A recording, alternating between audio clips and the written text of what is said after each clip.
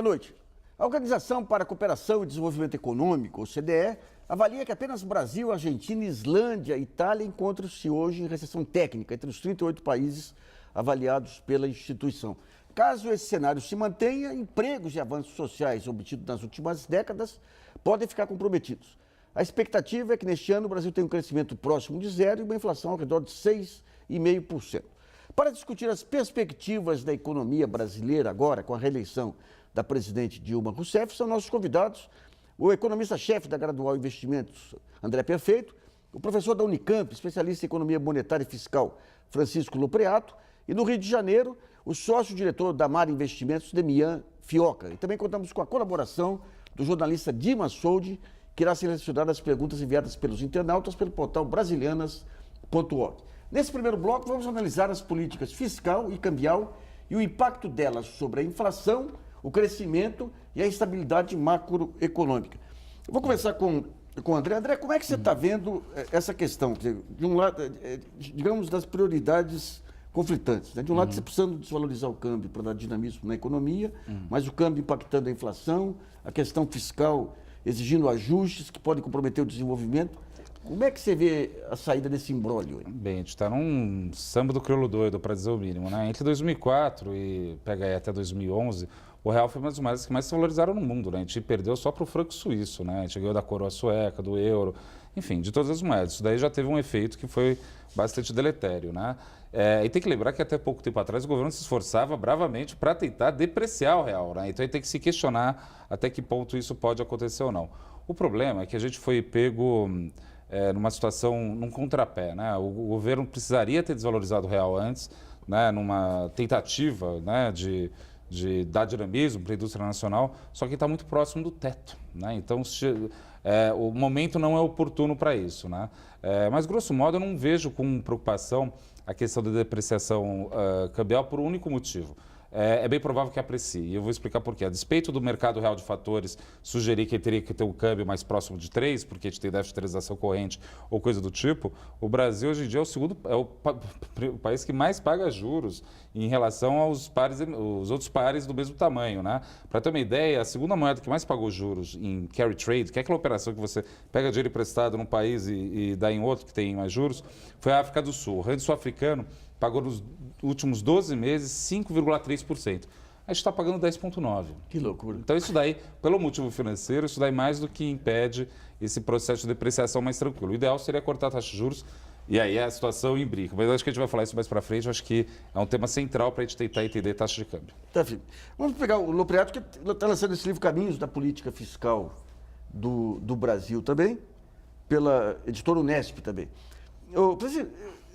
Francisco, que a gente tem de um lado, digamos, essa questão das contas externas que estão provocando um rombo considerável. E a questão dos juros para fechar o rombo, que é um paliativo. E, ao mesmo tempo, os juros têm um impacto sobre o orçamento no momento que você precisa ampliar o superávit fiscal para manter a relação dívida-PIB. Como é que você vê também esse nó aí? Nós ficamos num nó muito grande em função do que o André disse, da valorização da taxa de câmbio durante um longo período. A Dilma, quando entrou no começo do governo, ela tentou desvalorizar um pouco e esse processo de início de desvalorização foi freado pelo aumento da taxa de inflação, né? Ele teve que frear. A questão central, né, que ela tentou também no início do governo dela jogar a taxa de juros para baixo e com isso eu acho que esse problema sobre o câmbio seria minimizado, mas agora voltou a subir a taxa de juros, né? De um tempo para cá voltou a subir a taxa de juros e um processo de valorização do câmbio se torna bastante presente e eu concordo que eu acho que vai valorizar porque deu uma desvalorizada com esse momento E o grande risco que nós corremos é uma valorização. Se eu puder interromper o professor, eu poder até passar lá para o Rio de Janeiro também, pensando nisso. Muita gente tem questionado que o dólar tende a ficar mais forte por conta do fim do quantitativismo nos Estados Unidos. Isso daí eu acho uma falácia, uma ilusão do mercado financeiro muito grande. Basta lembrar que o Japão, semana passada, iniciou um novo, quer dizer, aumentou o processo de quantitative easing deles. Estão comprando estão injetando alguns bilhões de ienes no mercado mundial e o mercado nos Estados Unidos eles terminaram o quantitative easing, mas quem dera, depois de 3,5 trilhões que eles colocaram na economia mundial, tem mais do que liquidez. E na Europa, a gente vive uma situação surrealista, onde a taxa de juros alemã de 2 anos está negativa. No Japão também. Então, quer dizer, está no tudo, Japão tá, nem isso em termos nominais, nem não reais. É, no Japão então, quer dizer, num negativo. ambiente com liquidez dessa, ficar subindo taxa de juros é brincar na piscina com o fio desencapado. É óbvio que pode dar um problema. Demian, quando a gente pega essa questão da taxa de juros brasileira, qual que é a intenção objetiva que você vê no Copom e no Banco Central? É realmente combater excesso de demanda que ninguém vê ou é justamente garantir esse fluxo de dólares para fechar as contas externas? Olha, Nassif, eu tenho uma visão, em certo sentido, mais positiva do que está acontecendo. Em primeiro lugar, a gente vem, de fato, com a inflação próxima do teto da meta há 3 anos, vamos dizer assim, e em algum momento é preciso tirar desse limite, né? Nós estamos num limite alto da inflação, né? Acho que nós temos, por outro lado, boas notícias do ponto de vista dos mercados internacionais para a inflação brasileira, que é a queda do preço do petróleo, a queda do preço de commodities agrícolas, né, que ajuda a uma redução do custo de alimentos no Brasil, e também uma certa desaceleração internacional, né? Acho que o espaço que a taxa de câmbio utilizou de correção, digamos, de R$1 por dólar, de R$2 por dólar, algo assim, para 2,5, eu não vejo como algo negativo, acho positivo, né? Eu acho que um câmbio mais valorizado, como em torno de 2,5, pode ser 2,6, pode ser 2,4, me parece mais equilibrado do que uma taxa de câmbio a 2 ou 2,20. Isso ajuda a estimular a indústria, que acho que é um dos fatores chaves para a retomada do crescimento, né? Não vejo o Banco Central tendo subido os juros com o objetivo de subir o câmbio. Eu acho que eles estão subindo os juros para conter a inflação mesmo, né? E talvez tenha uma certa ajuda dessas commodities internacionais, né, como eu mencionei. E um outro mercado que eu acho que também está se estabilizando, que também pode vir a ser uma notícia a contribuir para a inflação se moderar, é o mercado de aluguéis, né? O mercado imobiliário teve uma grande expansão com as políticas de crédito que o governo federal implantou desde 2009, foi bem sucedido, mas isso afetou também o preço dos aluguéis. Acho que agora, seja do ponto de vista de mercado, a gente tem uma certa estabilização de preço de aluguéis, seja do ponto de vista dos contratos que estão vigentes, temos uma boa notícia no IGPM, que é o índice que corrige os aluguéis, que está rodando a 3% ao ano apenas, né? Então, acho que tem alguns fatores que podem nos ajudar a desinflar os preços, né, reduzir a inflação, e, portanto, ter algum espaço para essa taxa de câmbio mais alta, né? Não vejo o BC insistindo em juros altos apenas com uma meta de câmbio. É muito difícil colocar a taxa de câmbio exatamente onde um BC quer, né? Ele suavizou o mercado, o movimento de apreciação do real, de valorização quando isso estava acontecendo, procurou suavizar também a desvalorização quando ela aconteceu agora, mas eu não acho ruim essa taxa de câmbio em que a gente está, não. André, o mercado hoje, quer dizer, o setor que tem mais desconfiança em relação à política econômica é o mercado de capitais, o mercado financeiro. O que seriam as sinalizações? E, por outro lado, a gente sabe que o mercado é evidente que ele quer ganhar também, mas ele quer algumas previsibilidades.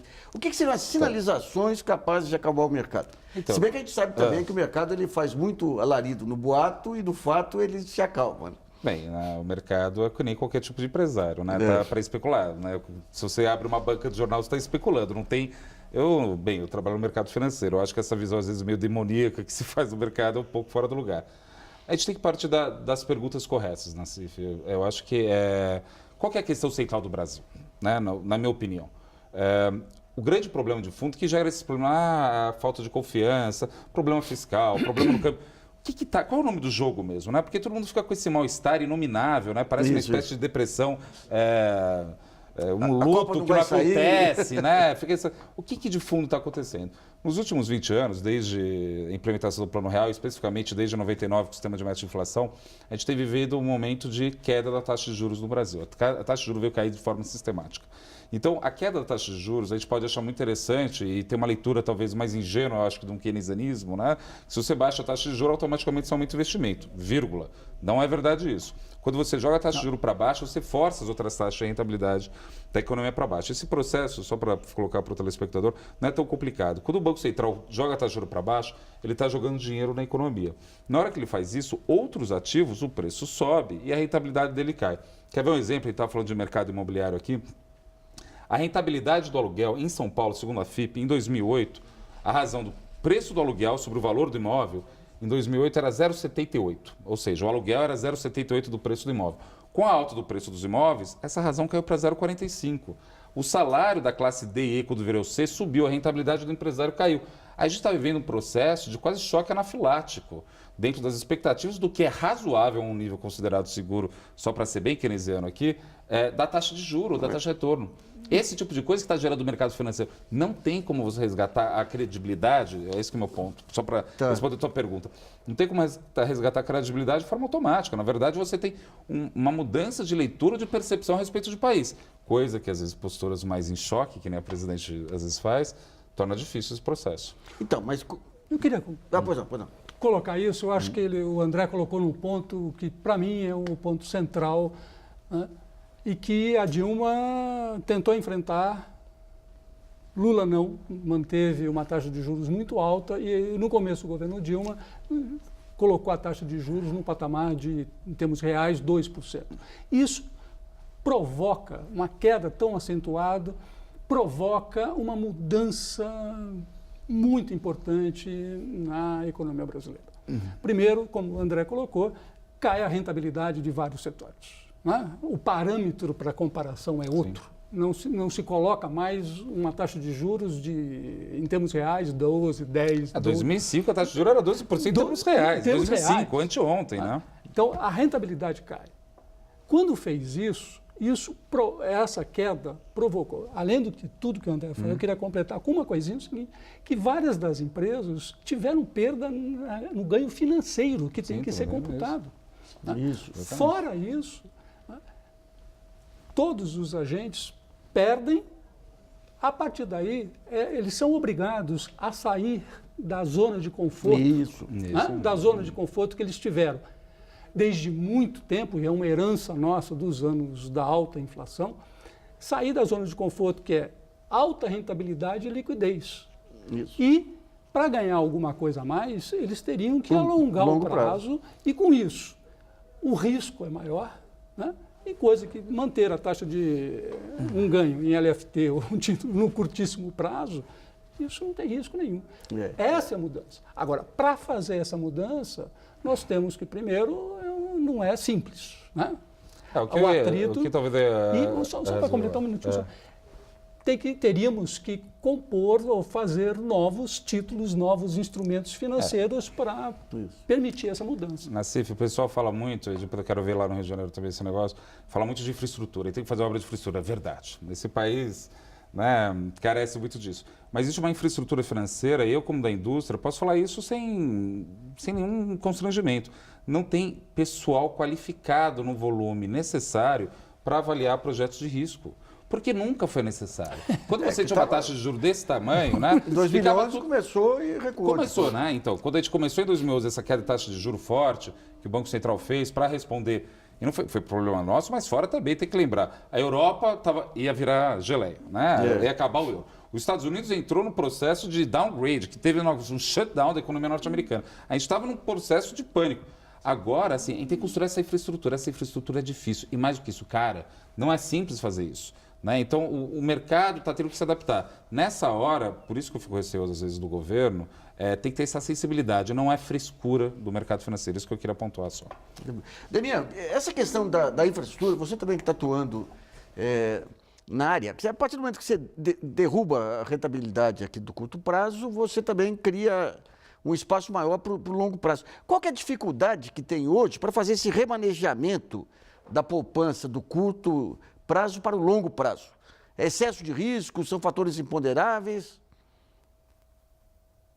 Deixa eu ponderar duas coisas. Em primeiro lugar, eu acho assim, sem dúvida, uma taxa de juros real mais baixa, estável, é melhor para o país, né?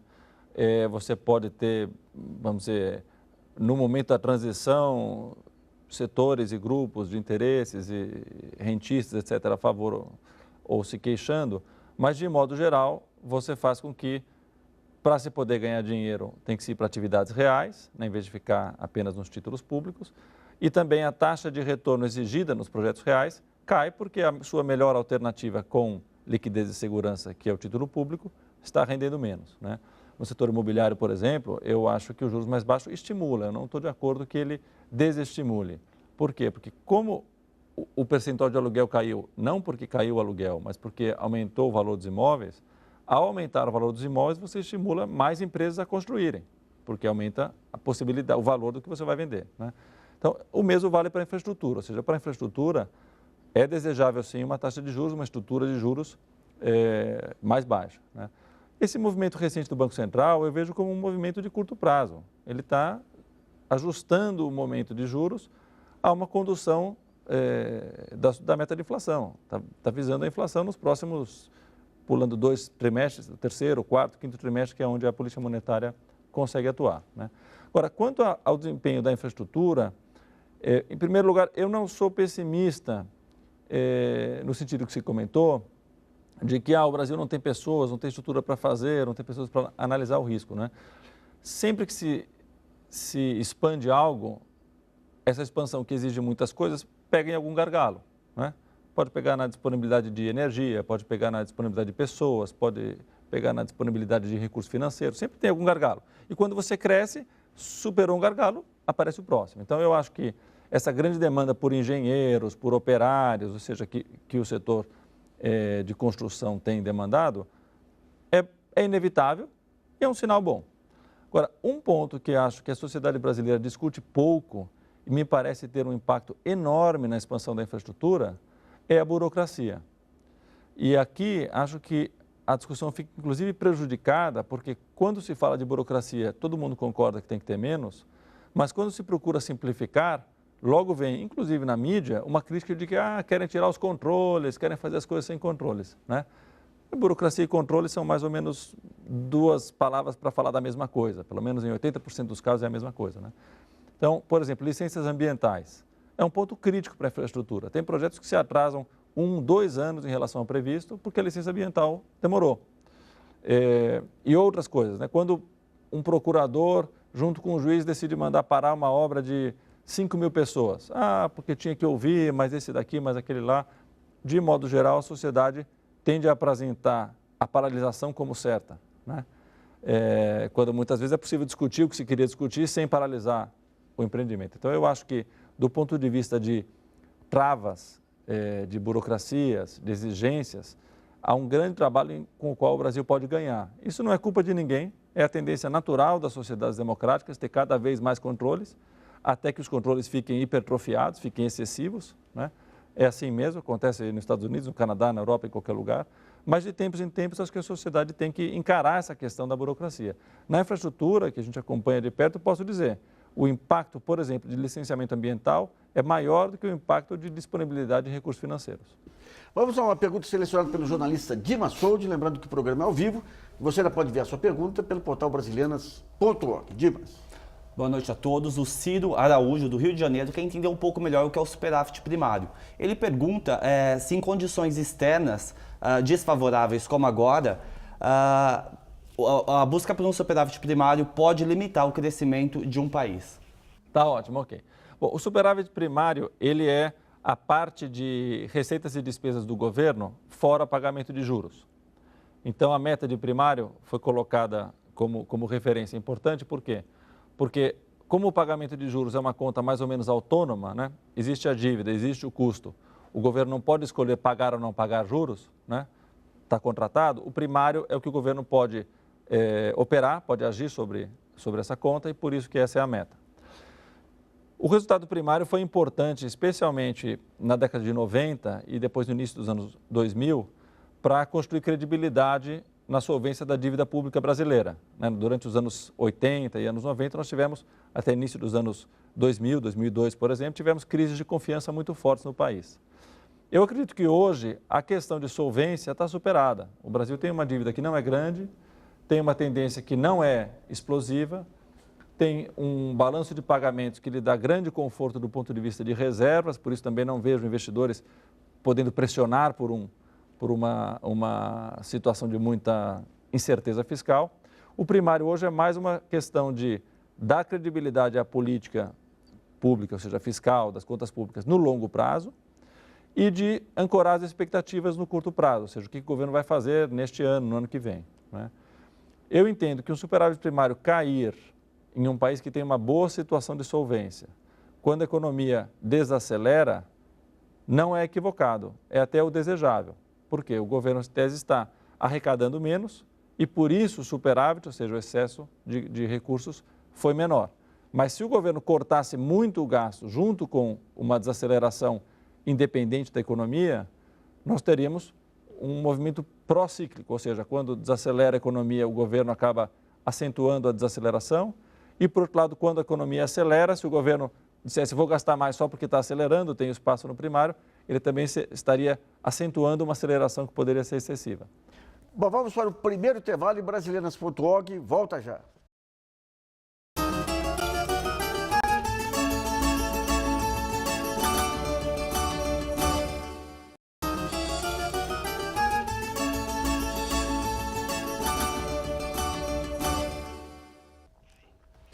Voltamos a apresentar o Brasileiras.org, que hoje discute os desafios para reaquecer a economia. Nesse segundo bloco, vamos tentar entender como seria possível fazer a transição do crescimento baseado em consumo para um crescimento baseado em investimentos. Lopriato, como é que você vê essa transição, já que você tem que fazer um ajuste fiscal, tem um conjunto de políticas públicas que não podem ser abandonadas? O que seria o prazo, qual seria a estratégia, o prazo e o mero fato de você reduzir consumo, você acha que já induz ao investimento ou são sistemas paralelos aí para garantir a transição? Tá. Primeiro, até comentando um pouco o que o Damião falou em relação ao superávit primário, eu concordo, queria salientar porque esse é um ponto importante e é muito controverso. Eu acho que o fato de termos abaixado o superávit primário não é um grande problema hoje. Nós não temos o problema de sustentabilidade da dívida ou solvência dessa dívida, então eu acho que isso é o de menos. O que eu critico foi essa certa incerteza com que lidaram com isso, né? O trabalho poderia ter sido apontado de uma forma mais clara em que direção se vai. Você fala aquelas manobras contábeis? Manobras e ninguém tem certeza qual é o valor do superávit. Aposta num valor baixo e defende isso e entrega isso, né?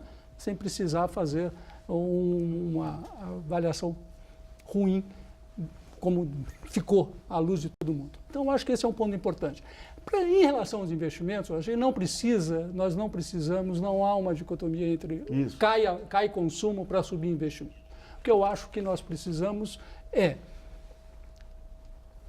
fazer uma política forte em relação à infraestrutura e, para isso, eu acho que nós pagamos um preço alto, voltando à questão central da taxa de juros. Quando a taxa de juros caiu, né, a rentabilidade dos investimentos em infraestrutura também tiveram que cair, e isso criou um atrito muito forte, né, entre o governo Dilma, que queria dar menos, e os possíveis concessionários que queriam um ganho maior. Eu acho que isso tende a caminhar melhor agora, porque algumas arestas podem ter sido aparadas e a Dilma tem que negociar mais, né? Isso é um ponto importante. Um outro ponto que eu considero fundamental em termos de investimento é decidir, né? Nós passamos um patamar, nós já superamos aquele primeiro momento, não que a gente vai deixar de fazer isso, mas as políticas sociais. Nós incorporamos 40 milhões de pessoas, né, aproximadamente, no mercado de consumo. Essas pessoas querem mais. Isso. Né? Elas querem mais. Antes elas tinham problemas de alimentação, agora que mudaram de patamar, elas querem escolas, educação, saúde, transporte, problema urbano. Então, serviços públicos em geral, isso para mim seria um instrumento importante de peso para que o governo pudesse se concentrar para, junto com a infraestrutura... Ou seja, você casa o atendimento à população com geração de emprego e de investimento. Isso. André, só para... Vocês são, do mercado, vocês são a corrente de transmissão entre o que as autoridades monetárias falam e o que o investidor recebe. O que significava para vocês, por exemplo, o ministro Guido vir com uma projeção que era desmentida no dia seguinte? Qual o curto-circuito que dava na cabeça do investidor? Era muito ruim, para dizer o mínimo, né? O ministro Manteiga, infelizmente, incorreu em mais erros do que deveria, né, na comunicação. Por exemplo, eu participo de um grupo de economistas com o secretário Márcio Holland, outros economistas do mercado financeiro. Não foi uma vez só que o ministro deu a entender uma coisa e aconteceu outra, né? Entendo que o exercício, né, do ministério é muito difícil, mas isso daí acaba gerando o seguinte problema: se eu não tenho confiança nem sobre a respeito do que é o cenário mais provável do ministro da Fazenda, eu vou confiar aqui, aumenta o risco. Risco aumenta juros, aí acaba batendo nisso. Colocando aqui algumas questões importantes, né? O baixo crescimento do Brasil. O Brasil não está crescendo pouco. Se você for pensar bem, a absorção doméstica está num patamar bastante elevado. O que a gente teve, né, que o consumo das famílias parou de crescer, estacionou num patamar elevadíssimo, né? Ninguém pode questionar, né? Um patamar bastante elevado. Só que por conta desse problema da taxa de juros, ela acabou encontrando resistências para aumentar o investimento. Vale notar que não são problemas só de ordem macroeconômica. O governo teve problema de ordem microeconômica, de como determinar as concessões, se eu determino a tiro, logo eu, governo, etc. e tal. E teve outras coisas curiosas que aconteceram no Brasil. Por exemplo, pega o setor de energia elétrica, né? Todo mundo critica, 9 entre 10 economistas mais ortodoxos reclamam da interferência do governo. Era uma demanda da Fiesp, da Firjan, todo mundo queria energia mais barata. As empresas concessionárias tiveram as concessões inicialmente dadas em 1993 e de lá para cá foram renovadas. Em 93 a gente não tinha nem plano real. Tenta imaginar quanto era a taxa de retorno implícita desses projetos. Elevadíssimas, no mínimo, né? Agora, com o mercado você não mexe por decreto, você negocia isso, né? Eu, pelo menos, gosto de acreditar que institucionalmente isso daí poderia ter sido feito de forma... colocar dessa forma, mais elegante, né? Não precisaria ter sido tão conflituosa. Esse processo de investimento é a questão central, né? O problema é o seguinte, da forma que eu vejo, né? Essa classe D e E virou C. Essa elevação da classe D e a C gerou um estímulo enorme ao investimento, afinal tem demanda lá. Só que como o investimento não acontece porque caiu a taxa de rentabilidade, falando em termos macroeconômicos, esse crescimento da classe D e C não vai se traduzir de forma virtuosa em investimento, mas ele pode se degenerar em inflação. Esse processo, eu também não sou tão pessimista, não. Eu acho que a gente tem que, justamente o gargalo que gera o desafio, por exemplo, criar mais mão de obra especializada no mercado financeiro para o setor, né, justamente para fazer a poupança privada e para investimento privado. Mas o jeito que está o mercado hoje, por questões que extrapolam, às vezes, o campo da própria economia, a indústria financeira não faz o que ela teria que fazer, que é diminuir a assimetria de informação. A gente acaba aumentando a assimetria de informação. Exemplo disso, quem ficou vendido em Brasil perdeu dinheiro nos últimos anos. Ninguém questiona isso. Perdeu dinheiro. O brasileiro não está comprando o Brasil, mas estrangeiro está. O volume de estrangeiro direto está elevadíssimo. Na obra, sexta-feira teve um leilão de energia eólica, teve um desconto maravilhoso que foi dado, uma empresa estrangeira comprou tudo que eles podiam. Aí brasileiro fica vendendo o Brasil e estrangeiro fica comprando. Por quê? Porque a taxa para eles é mais que apetitosa. A BMW acabou de abrir uma fábrica no Brasil. Falar que esse país vai quebrar é uma piada de mau gosto. Agora... Não foi só a BMW, né? Não, BMW junto com várias outras. Então, mas a BMW acho que tem um caráter...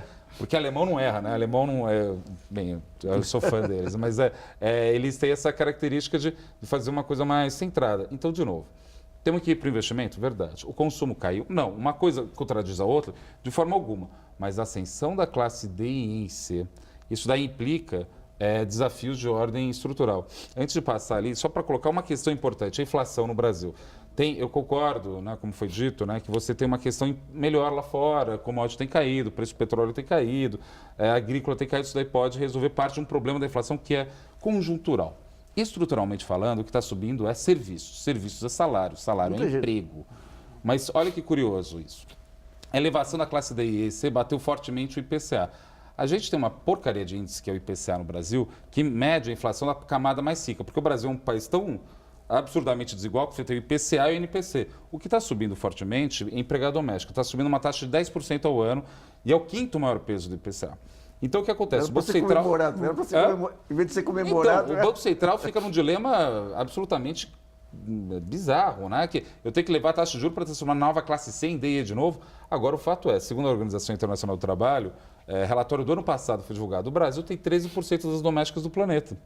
Se a gente quiser construir uma civilização mais ou menos organizada, isso tem que mudar. Só que isso é difícil. Você está falando justamente para a classe dos detentores de capital que vão investir, que, você vai ganhar menos e, dois, sua renda real vai cair. Calma. Esse que é o jogo que é difícil se administrar de forma política. Mas, de novo, eu acho que tem espaço. Esse Brasil é óbvio que dá dinheiro. Ninguém questiona isso. Agora, tem que saber medir isso, conduzir isso de forma um pouco mais tranquila. Tá. Ô, Demian, você passou por uma grande empresa privada, passou por várias empresas privadas, passou pelo BNDES. Qual é a dificuldade? Quando você pega, por exemplo, um projeto de infraestrutura, você pode movimentar capitais para infraestrutura, empreiteiras, indústria de máquinas e equipamentos, conteúdo nacional, você pode incluir outras externalidades. Esse modelo de investimento, de planejamento do investimento pelo setor público não precisaria ser mais integrado, mais sistêmico para poder ganhar essas sinergias todas? Olha, sim, ou seja, existem várias entidades públicas, agências, órgãos, não é só o Poder Executivo que precisa estar trabalhando para conseguir viabilizar investimentos, especialmente na área de infraestrutura, né? Eu acho que existe um esforço nesse sentido, mas acho que, inclusive na sociedade, há pouco respaldo a simplificar e desburocratizar as dificuldades de investimento. Vou dar um exemplo. Você tem casos de linhas de transmissão que no leilão se prevê uma licença ambiental para 1 ano e leva 3 anos. Mesmo que corretamente se podia fazer, não havia nada excepcional, sem nenhum problema, simplesmente porque se exigem coisas demais, se fazem relatórios de 10 mil páginas e tal. Você teve uma rodada de petróleo, a última, que se chamou de não convencional, e aí alguém do Ministério Público, não convencional, pode ter um risco ambiental, tem discussão nos Estados Unidos, está se dificultando a concretização desses contratos.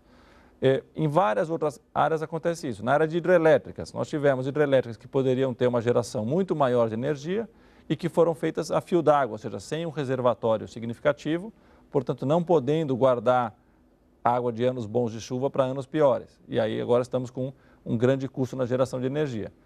O sistema se mostrou robusto o suficiente para evitar escassez de energia, racionamento, mas houve um custo grande financeiro para vários dos agentes desse setor, né? Estou dando exemplos concretos de coisas que a gente pode simplificar, que é no microeconômico e que é onde eu vejo estar os maiores impactos. A expansão das grandes mineradoras brasileiras, por exemplo, não foi por falta de recursos financeiros, que não foi mais rápida, foi por demora nas licenças ambientais.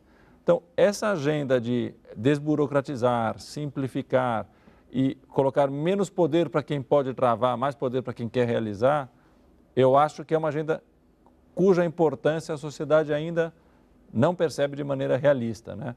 Você tem poucos casos de projetos de infraestrutura que ganham um leilão de concessão com a estruturação de agentes privados no capital, que não conseguem ir à frente com o apoio, inclusive, de BNDES e tal. A maior parte dos casos do que demora é por dificuldades que são alheias à engenharia e alheias à estrutura de capital e ao financiamento, né? Então, agora, quanto a capacidade financeira, eu acho que um certo aumento no preço da gasolina e também, eventualmente, a reinstituição da CID vai dar para o setor de petróleo e para o Estado brasileiro capacidade de investir mais, seja na área de produção de energéticos relacionados ao petróleo, seja na área de transporte e mobilidade urbana. E acho que no setor de eletricidade, que sofreu bastante, pagou uma conta dessa falta de chuvas, tende a haver também algum aumento de tarifas. A boa notícia é que eu acho que na inflação tem algumas coisas indo melhor. Commodities para baixo, petróleo para baixo, aluguéis mais estáveis e uma economia também não aquecida, o que também ajuda a evitar uma inflação muito alta. E por fim, para a retomada do crescimento, a perspectiva de lucratividade acho que é fundamental. Para a indústria, um dos melhores indicadores disso, uma das melhores alavancas disso é a taxa de câmbio. Por isso eu estou contente de ter uma taxa de câmbio mais desvalorizada. Eu acho que isso vai trazer um maior alento para a indústria e permitir uma certa retomada de confiança e do investimento da indústria. Mas você acha que com esse aumento do Selic, o Banco Central não está sinalizando aí que, pela 1ª vez aí, de usar o câmbio como elemento contra a inflação? Eu não sei se é só o câmbio, né? Os juros afetam a economia pela via do crédito, pela via do câmbio e pela via das expectativas. Como, de fato, a inflação está no teto da meta, na verdade, a gente não precisa ter uma conclusão só de por que o Banco Central subiu o juros. Subiu porque a inflação não está dando margem ao Banco Central para manter onde ela estava. Mas, como eu acredito que há um espaço para a inflação não sair do controle, eu acho que a política monetária pode depois voltar a uma trajetória de queda. Não é para já, mas eu acho que pode voltar para uma trajetória de queda. Então, o programa parte para discutir esses metas inflacionárias que até hoje não me convenceu de que tem efeito sobre a inflação, a não ser o câmbio. É sobre esse ponto que eu queria levantar. O André colocou a questão da mudança estrutural que o Brasil viveu, está vivendo. Né?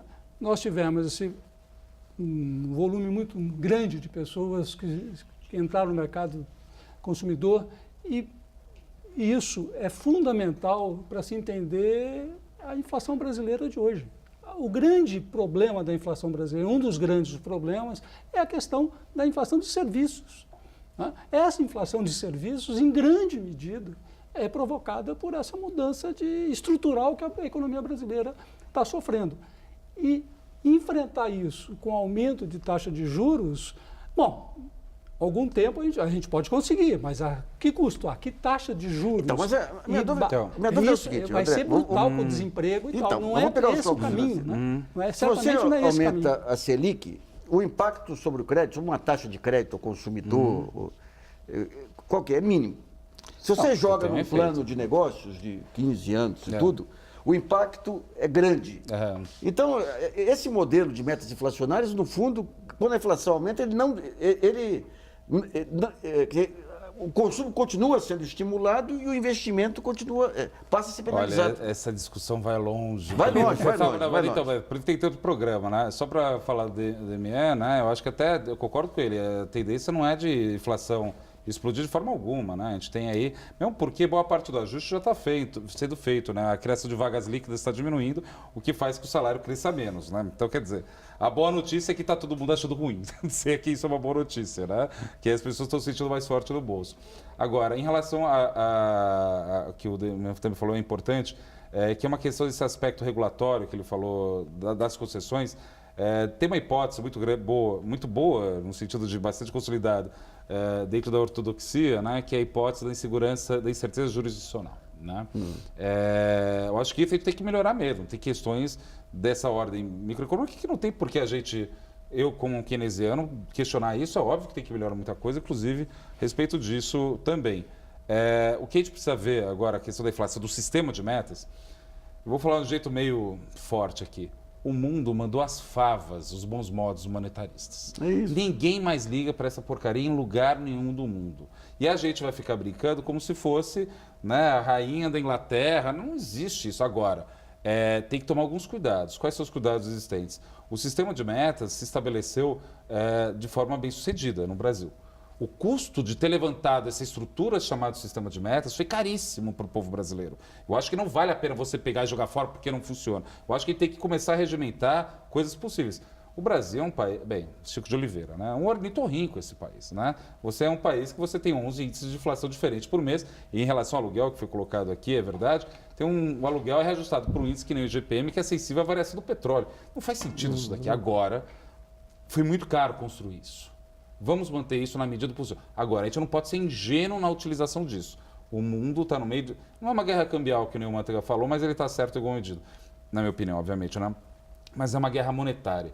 O mundo entrou numa situação, quando se trata da política monetária global, completamente fora de lugar. Só para dar um exemplo, os Estados Unidos, nitidamente, a gente tinha superávites enormes nos Estados Unidos até 2008, né? Que eu acho que isso daí que estava sendo dito também, né?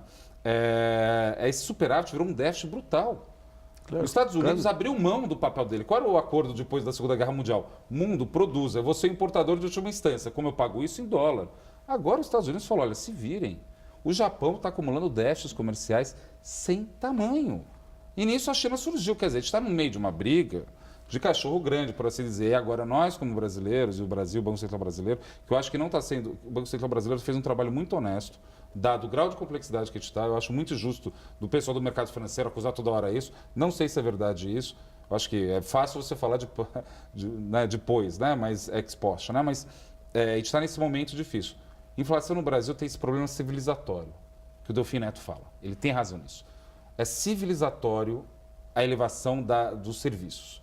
Agora, a empregada doméstica, ela não vai voltar, né, que ele fala, daquele jeitão dele, né? Usava sabor de coco, agora usa Dove. Só um economista com 3 PhD em Chicago para falar que vai parar de usar Dove e vai usar sabão de coco. Não existe isso. Agora, esse jogo é um jogo político e eu tenho receio que a presidente Dilma não tenha talvez o charme, o carisma necessário para fazer isso. Vai ser muito difícil. Esse crescimento dessa nova classe média pode se degenerar em inflação. Mas, de novo, sou otimista. Eu acho que qualquer país decente passou por isso. A gente vai passar, dói, é chato, mas a gente vai enfrentar. Só uma pergunta enviada pelo portal brasileiras.org, selecionado pelo jornalista Dima Souza. O Carlos Araújo da Costa, do Rio de Janeiro, quer entender um pouco mais do funcionamento das empresas. Ele pergunta se aqui no Brasil elas deixam de investir mais na produção, no aumento da produção, para ter lucros maiores. Bem, a situação no Brasil, você falou, vou trazer o assunto aqui, que tem a questão do ganho financeiro que as empresas tinham aqui no Brasil. Eu não vou citar o nome, mas em 2008, uma grande produtora de alimentos especulava em dólar. Quase quebrou, levou todo mundo junto. E olha só que curioso, o passivo externo privado naquela época, em 2008, era 100 bilhões de dólares. Passivo externo das empresas. Hoje está em 180. Imagina o Banco Central não intervém para segurar o câmbio e todo mundo fica com dívida na mão e o dólar explode na cara de todo mundo. Então, quer dizer, fica esse jogo meio complicado, né? Mas o que o Banco Central criou na época lá para acalmar os exportadores eram operações que permitiam ganhos financeiros irresponsáveis até, tanto que levou a quebra dessa empresa. Mas a economia tem esse charme, né? Porque é o que pode, o que dá para ser, do jeito que... não é... mas às vezes tem jeitos melhores. Então... Nós vamos para o segundo intervalo e voltamos daqui a pouco.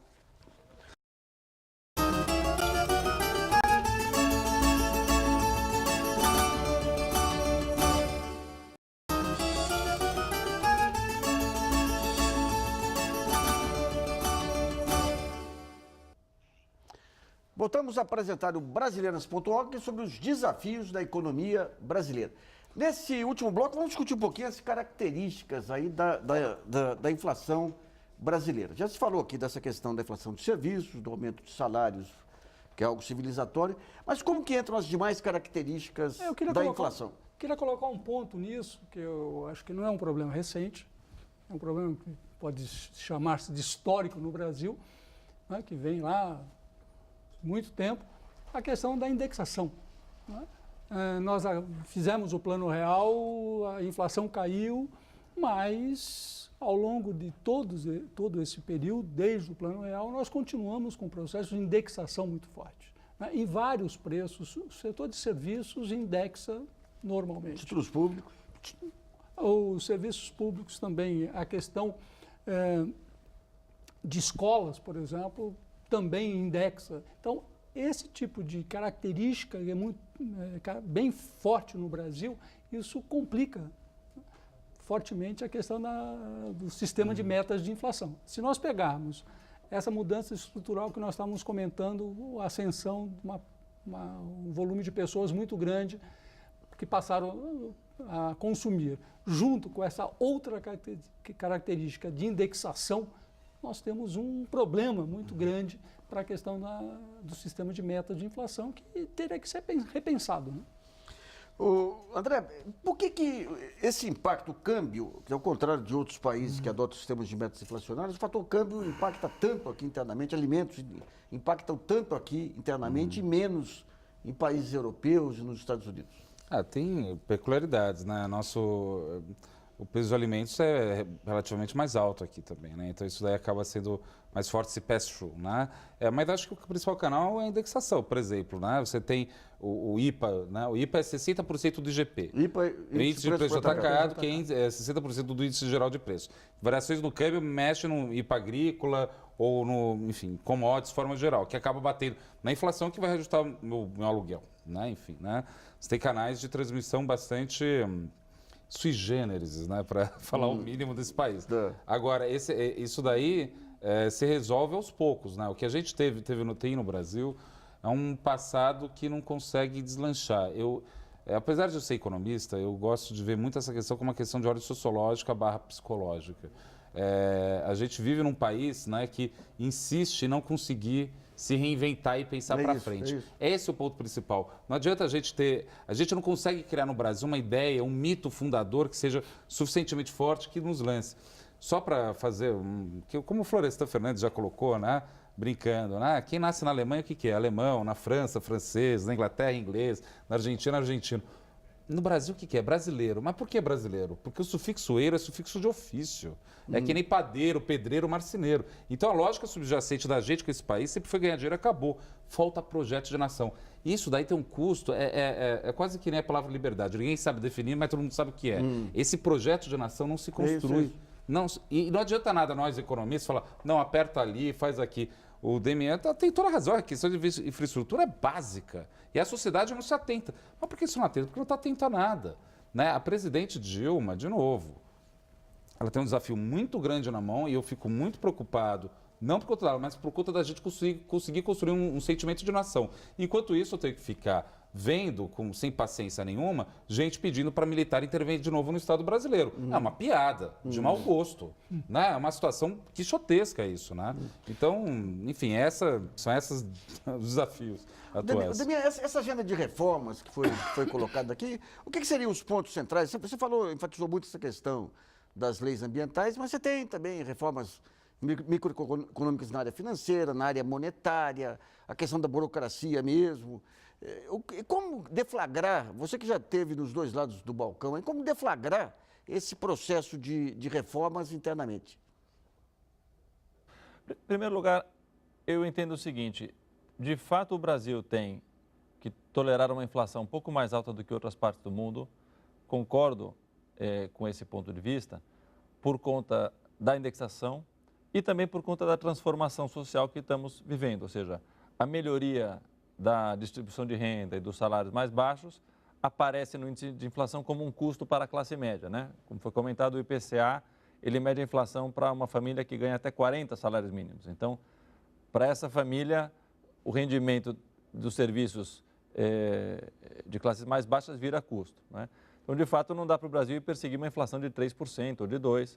A inflação é adequada a permitir uma certa mudança de preços relativos, ela acaba sendo um pouco mais alta. O meu ponto só é que eu não acho que exatamente nesse momento a gente esteja com mais tanta folga ou que o movimento do Banco Central sobre o último movimento de alta de juros seja uma negativa disso. É uma questão de medida, até onde a gente pode ir e a inflação está no 6%, eu não acho que tem que reduzir para 2 ou 3, mas é desejável que caia um pouco. Quanto à agenda, eu vejo uma perspectiva de agenda que é politicamente difícil, tanto para governo quanto para oposição, mas que seria desejável, que é a seguinte: melhorar as questões de gasto corrente, ou seja, gasto do Estado que não é investimento, né? Estamos falando de como aumentar o crescimento estrutural, o potencial da economia brasileira, mas que também não afetem o resultado e o gasto do governo na sustentação da atividade econômica imediatamente, porque o Brasil está crescendo pouco neste ano, provavelmente vai começar o ano que vem também crescendo pouco, né? Então aí eu acho que poderia haver uma agenda olhando gastos que vão ocorrer no futuro, que ainda não vão impactar a demanda hoje, mas que permitiriam a gente construir mais confiança, mais entusiasmo do setor empresarial, né? Por exemplo, rever a questão de pensões. O Brasil tem uma distorção no pagamento de pensões, que não é o INSS, são pensões para filhas de militares, vários tipos de pensões por morte, que projetam um grande gasto no futuro. A gente poderia rever isso para evitar distorções que hoje existem, sem necessariamente estar arrochando demais o gasto já no início do ano que vem, quando a gente tem uma economia mais fraca, né? Vamos a outra pergunta enviada pelo portal brasileiras.org, selecionado pelo Dima Soudi. O Pedro Maia, de Belém, ele quer saber se é possível aumentar o salário mínimo sem aumentar a inflação. Não. A verdade é essa que não, né? Você tem, de novo, né? Que nem o Demian colocou, é verdade, né? O custo da classe média, né? Por conta de como é construído o índice, né? O salário mínimo. Aí que tá. O governo entrou num processo de valorização do salário mínimo. O que a gente está fazendo aqui no Brasil é tentando construir, reparar essa injustiça social, né? No fundo é isso, porque está indo acima da produtividade. Mas, de novo, a produtividade vem com investimento, o investimento vem com confiança. Para você melhorar a produtividade para melhorar a produtividade, você tem duas formas. Ou você investe, ou você mexe no salário real. Se a gente não fizer o investimento, isso daí não tiver espaço, o que você vai ter vai ser uma diminuição do rendimento pela inflação. É isso. Bom, infelizmente, o programa Brasilianos.org sobre mas eu queria... Não, o problema é o tempo. Eu queria concordar, discordar rapidinho. disso. Acho o seguinte, que a questão do salário é fundamental.